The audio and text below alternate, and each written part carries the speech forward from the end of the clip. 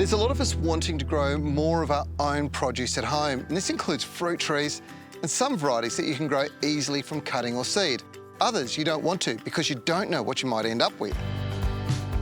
Now, this is one fruit tree that most people would like to grow in their backyard, the avocado. It is a really easy to grow tree once it's established. And the fruit, well, typically what you do is split the fruit open, you could take the seed out.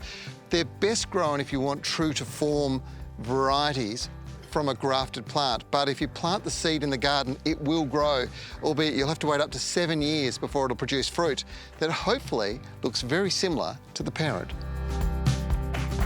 Another fruit that leaves us with a large seed is the mango, and most will grow true from seed too. The trick with mango seeds is to let them dry for 2 days after removing them from the fruit, and then plant them into a single pot with good potting mix. It doesn't take very long for these seeds to germinate, but unlike seeds that you're normally used to, this is going to produce multiple shoots. It's what they call a polyembryonic seed. So what you've got to do is actually pick out the strongest shoot, pick all the other ones away, and let that grow. Keep it protected, growing in a nice warm spot through the winter months, and be ready to plant it out about November, when it'll really start to grow well in the garden.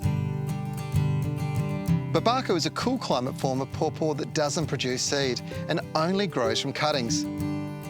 Now, to take cuttings, they want to be about 20 centimetres in length. And you pop them into a 200 ml pot of soil and cover that with a plastic bag over the top. In a few weeks, you can then plant those cuttings straight into the ground.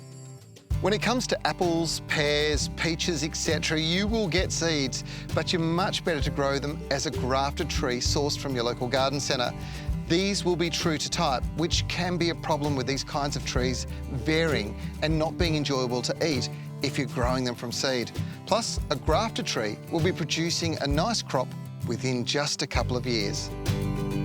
Now, there are a lot of plants that you can grow at home that won't cost you anything, like this pineapple, just cutting the head off and popping that into the ground with a bit of dirt around the outside will deliver us a new pineapple in no time. And there are so many plants like that. If you want to know anything more about growing your own at home, check out our book, Delish from Garden to Table.